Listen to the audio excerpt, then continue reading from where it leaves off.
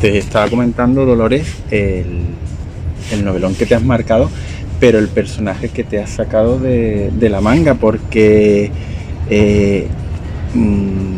has cogido a John Biblia, que era un personaje el cual yo no conocía, y has construido una novela en torno a él. Y yo quería preguntarte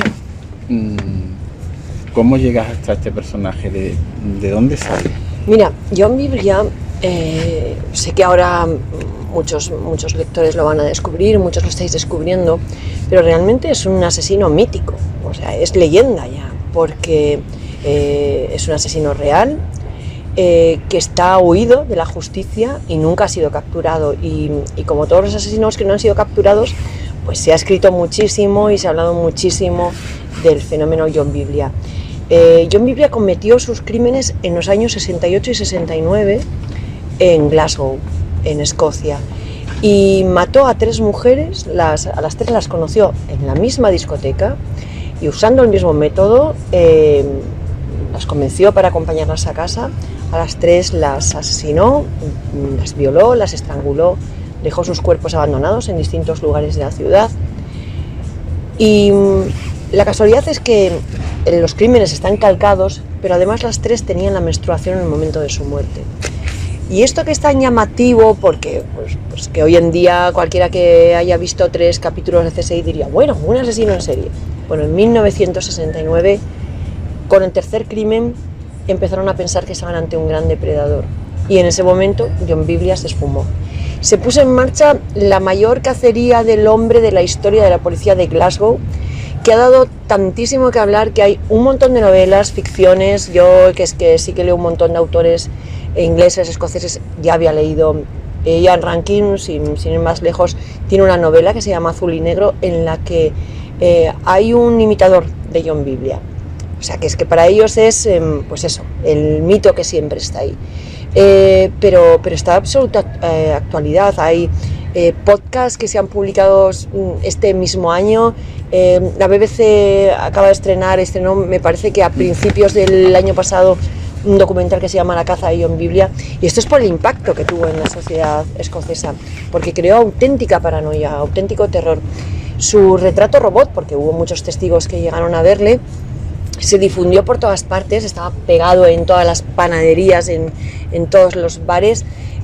La policía llegó un momento en que tenía que extender unas tarjetas, unos carnés, que justificaban que el portador no era John Biblia, para evitar linchamientos de la paranoia que había en la ciudad.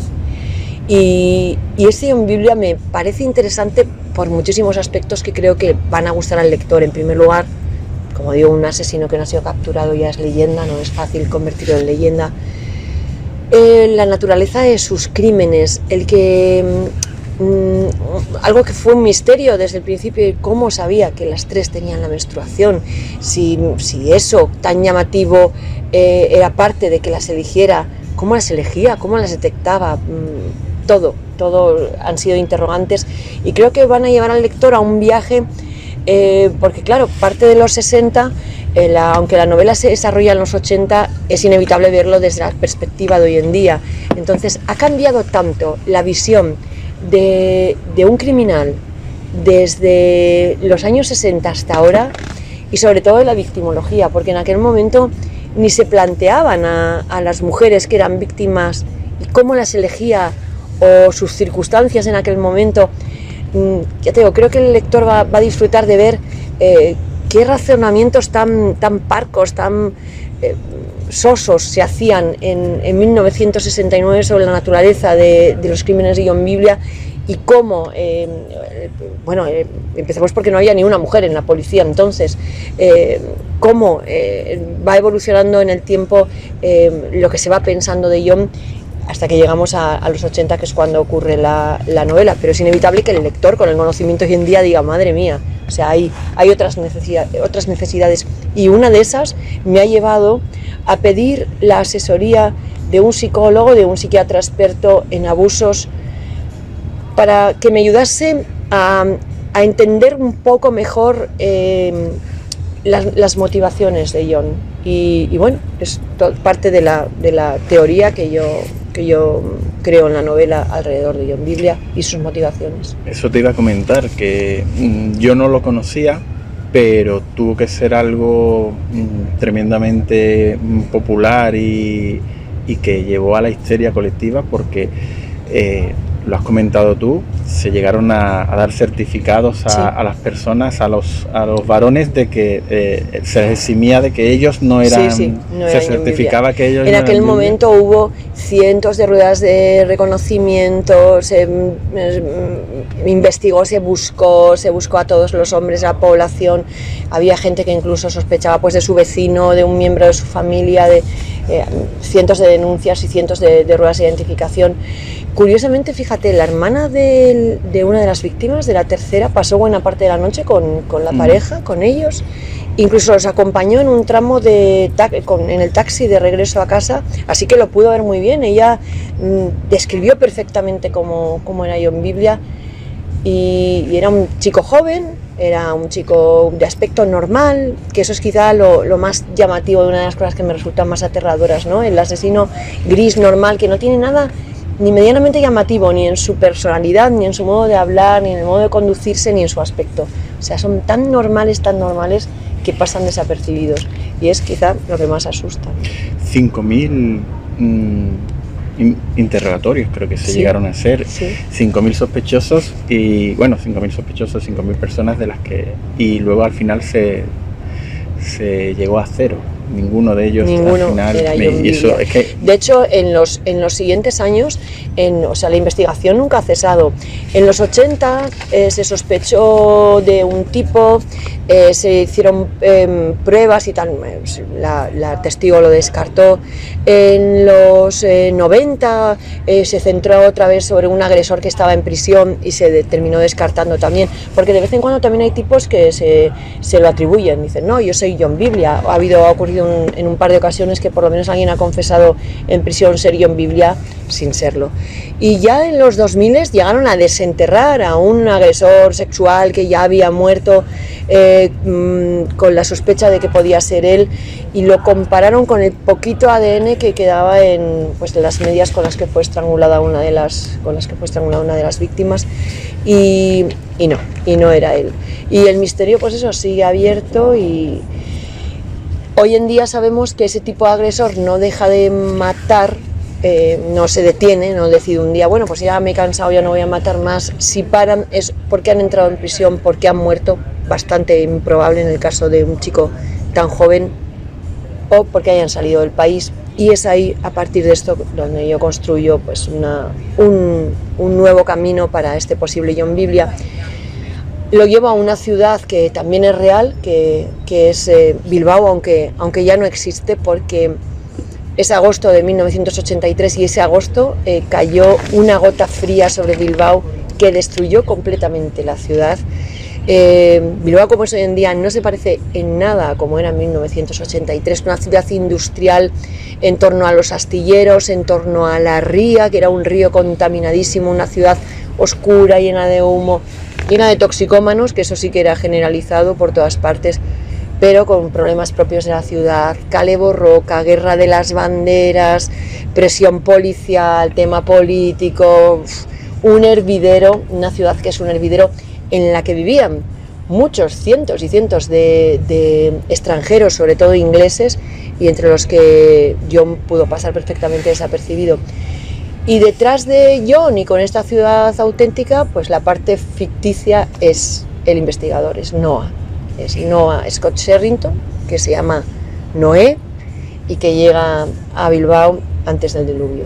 Eso te iba a decir, porque se desarrolla en Bilbao en ese 1983, pero ¿este Bilbao es fruto de tus recuerdos o es un Bilbao más documentado y más...? Ese Bilbao es fruto de mis recuerdos y fruto de los relatos prestados de montones de personas que recuerdan con pelos y señales aquel día, porque como en Bilbao esto es como el 11S, que tú le preguntas a cualquiera dónde estabas y todo el mundo sabe exactamente dónde estaba aquel día, pues esto se ha quedado marcado en la memoria de un modo igual, porque murió muchísima gente, pero sobre todo porque, aparte de los muertos, que ya es la catástrofe mayor, la destrucción supuso miles y miles y miles de puestos de trabajo perdidos. Y la reestructuración de todo eso, el volver a imaginar, a trazar la ciudad, hizo que la trazaran de una manera distinta, que decidieran que ya no iba a ser una ciudad industrial, que la iban a enfocar de otro modo y sacaron toda la industria hacia otra zona, el puerto lo sacaron hacia Santurce, que es donde ahora está el gran puerto de Bilbao, y Bilbao pues tiene una ría preciosa, vacía, con jardines, pero esos jardines y esos lugares de paseo eran playas de vías, eran lugares llenos de ratas, eran zonas donde había vagones para cargar la chatarra que se traía en los barcos, porque sobre todo se traía acero, se traía whisky, y esto pues se utilizaba para la construcción de barcos. Y ese Bilbao se parece mucho al Ferrol, se parece mucho a Cádiz, se parece mucho a esas ciudades justo antes de que llegase la gran reestructuración naval que acabó pues con la manera de ganarse la vida de miles de familias, entre ellas la mía. Y nosotros vivíamos en el puerto de Pasajes y todos los hombres de mi familia eran marinos, así que nos dio un buen golpe a nosotros y a miles y miles y miles de familias que por todo el país se quedaron sin trabajo. Lucharon muchísimo, porque la lucha obrera de entonces es legendaria también, como la gente de las navales luchó en la calle por sus puestos de trabajo, y bueno, no sirvió para mucho, pero ahí han quedado en la memoria. Lo que me ha sorprendido, que lo has comentado tú, es encontrarme un Bilbao con muchos ciudadanos británicos, porque sí, claro, yo sé de esa relación, sobre todo por el fútbol, de esa relación que tiene Bilbao con el fútbol inglés, con los ingleses, pero no me esperaba que hubiera, al menos en tu novela aparecen muchísimos ingleses, me ha sorprendido mucho.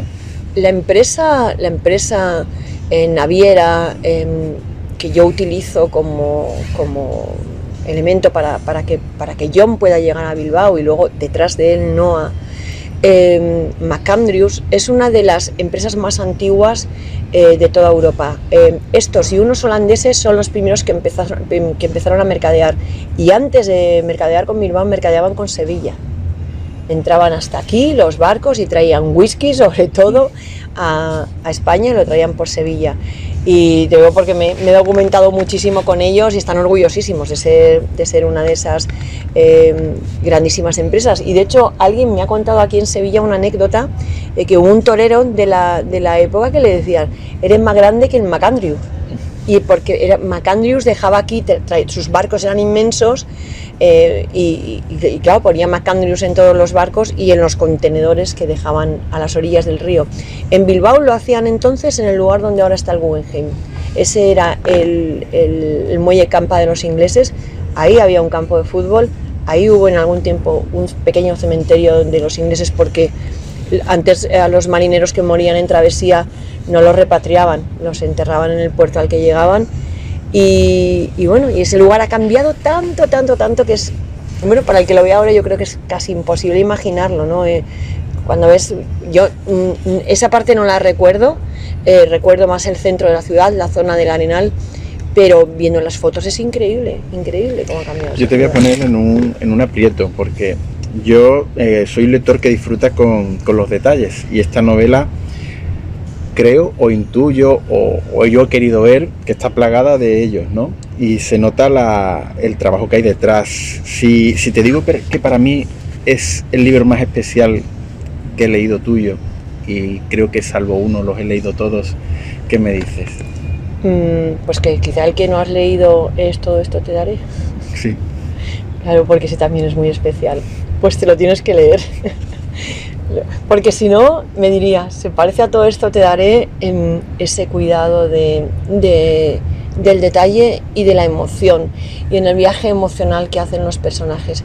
Porque el proyecto en el que estoy ahora, que empieza con esta novela y que va a continuar en las siguientes, y que no es una saga ni es una trilogía, porque justamente lo que estoy intentando es no hacer lo que ya está hecho, sino buscar una nueva manera de llegar al lector,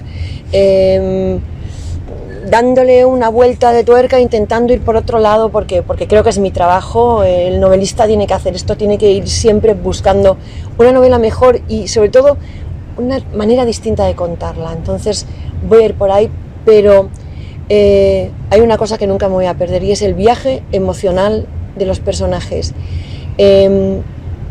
A veces cuando me dicen, es una novela negra, sé que es una novela negra, tiene todos los ingredientes. Una ciudad industrial, prostitutas, yonkis, la guerra de las banderas, presión policial en la calle, política, un clima que parece que todo va a explotar por todas partes, porque es verdad, parecía que la ciudad iba a estallar, ¿no?